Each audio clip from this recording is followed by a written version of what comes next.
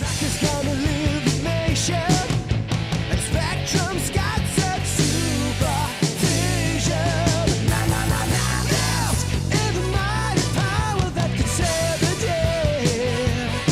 Mask, no one knows what lies behind the mask charade. Mask, always riding out on Venom's trail. Comes to the laser rays, fire Hey everybody, it's Bill from Matt-Trakker.com, and welcome to this episode of Behind the Mask. This one's a little bit of a sadder episode, not because of the content, because, well, we got a finish of Mask 86. So Kero Wacks gave us 7 full-blown comics, 2 series, and a bunch of other really cool, like, one-off shots of Mask with Transformers, and do like kind of satire photos, and I just really hope he continues his work. I know a lot of people appreciated it, and it shows you, meaning Hasbro, what it takes to get this thing going.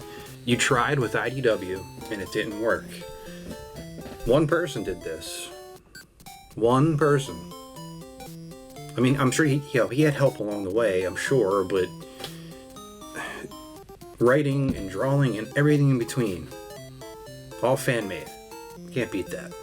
So I'm raising a toast to you, Brian. I hope you continue on, and I know I'll still keep talking to you because baseball's coming back at some point. So cheers.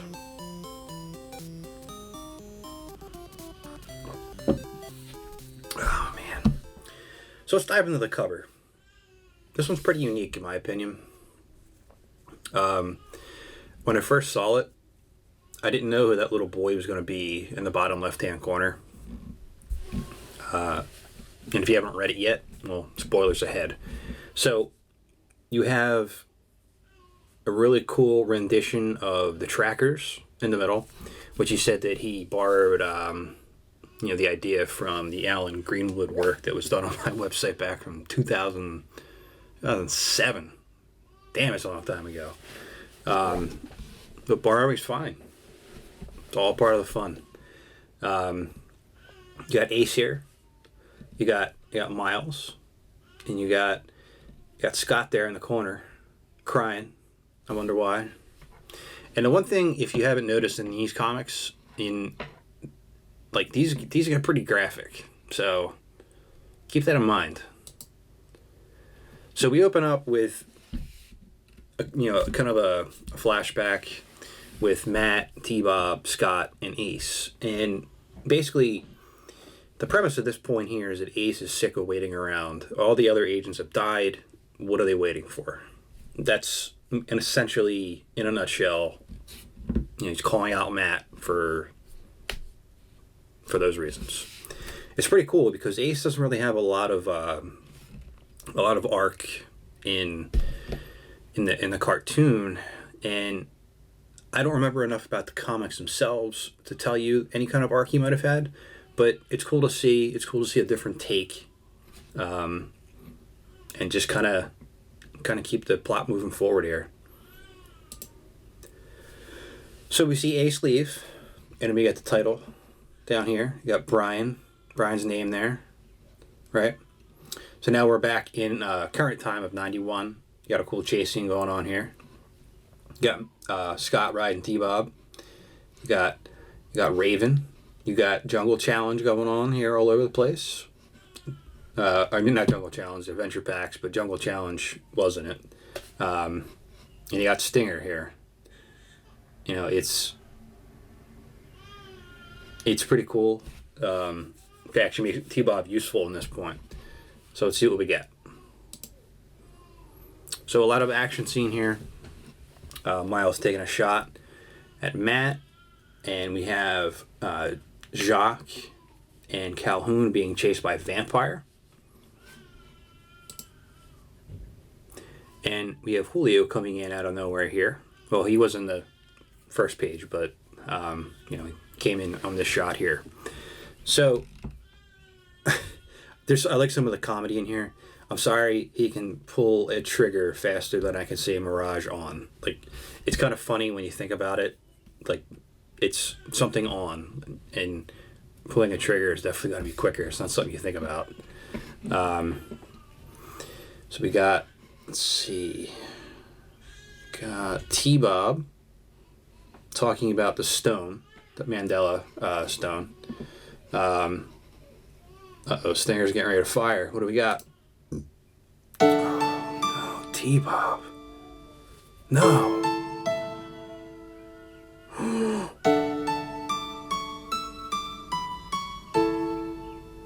T-Bob.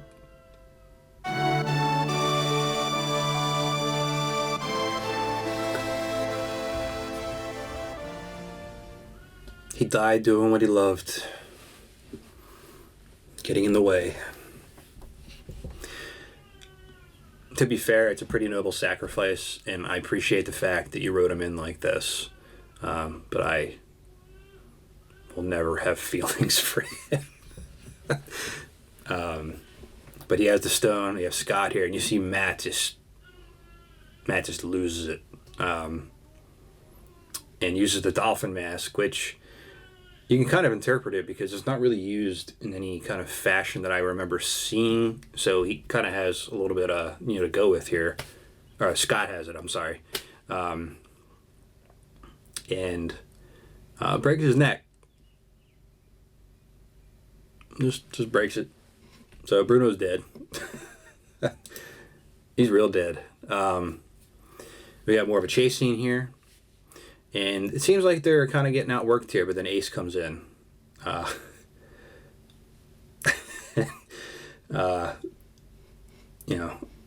He's getting on the finger.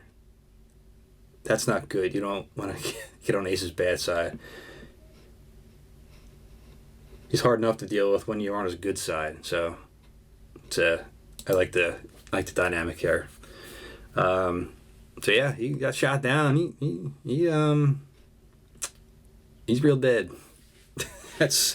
People are dying in this. That's just what happened. There's consequences. They're not missing. They're not shooting around them. They're shooting at them. So yeah, I like that you kind of have like a little bit of a comic duo here with Calhoun and Jock. And you have Matt with a stone. And Miles comes and grabs him. Miles Mayhem always wins. And, I see you're coming around to the inevitable. So they got a little bit of a back and forth here. And my version of history is what Matt calls what we're living in this present time.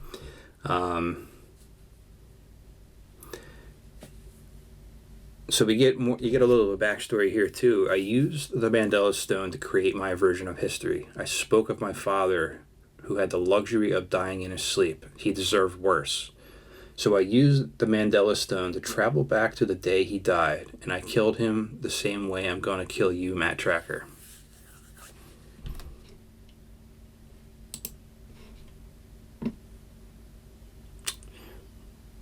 Yeah, that didn't happen. The way he planned it, because as you see, when you're cut in half, you kind of stop functioning as a whole, pun intended. But yeah, like you see the goriness of it, but without a ton of blood or anything like that. You can be gory but not go crazy on that kind of detail. You have the team here, what's left of them, and Matt kind of puts a plan in place here. So Matt is going to go to I think that's 87. Let me zoom in there 1 second. Sometimes it's hard to see on this viewer. 1957. That makes more sense. 1957. So what you have here is kind of like a goodbye. And then one thing that somebody pointed out, it was actually kind of funny. People were like, "How can you smoke that through the mask?" Well, he's like, I just like the smell. Like, he doesn't smoke them, he just likes the smell. So it's kind of like a funny little quirk too. So we have Scott and Matt back in 1957, and you see a young Miles Mayhem.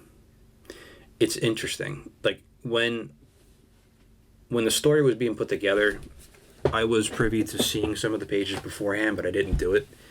And I'm glad I didn't, because it helped me be more enveloped in the story. So yeah, Miles Mayhem. You got Matt talking to him. Are you here to talk to my dad? They already took him. So I'm guessing this is after he passed. So no, I'm actually here to speak with you about your dad. Are you from the county? I've already told them my uncle was coming to pick me up. No, Miles, I'm not from the county, but I'm here to help. I think you are destined for great things, Miles. You could be anything you want to be. But I'd hate to see that all potential wasted because you didn't get the help you needed. That's why I'm here. You want to help me. So Matt gives him a number for the Tracker Foundation. At this point here, this would have been Matt's dad.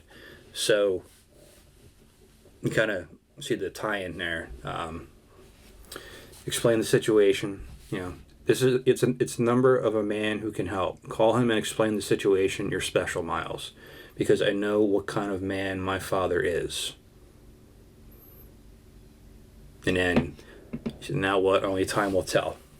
So it's kind of like, does what Matt does here, does that alter history in a way where his friends are alive and he doesn't need to put their lives on the line anymore to face these type of dangers? So one way to find out, and that's to click that button. Now, I'm not a fan of the racing series. I like the principle of it, but it was just done so poorly. And when I turned the page and got here and went through this, I see Matt and Miles, buddies. I see Buddy. They're just palling around and racing, and like it takes stories that it takes something of that was pure evil and gives you that complete twist. And it really doesn't just do fan service for anybody either. Like, he's not doing this to just appease people. He took something that nobody really would have thought of, and then was able to bring in the racing series and make it enjoyable. That's hard to do.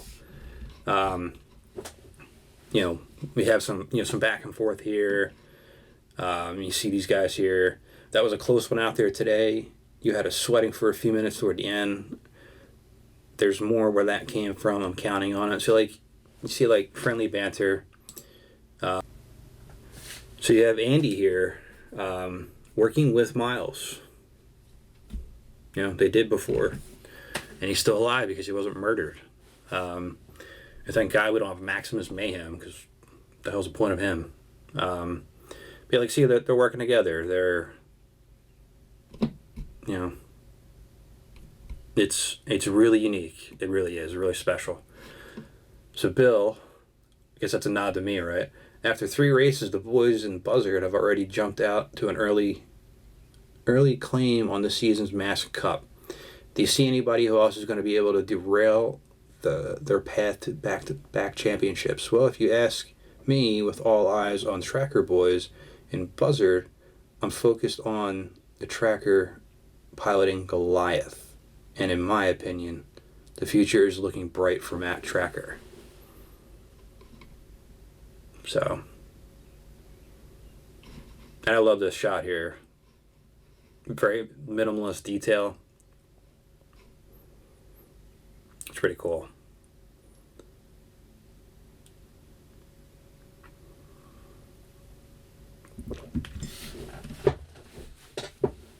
I also can't forget about the totem reference here. But think about where this path started and where it ended.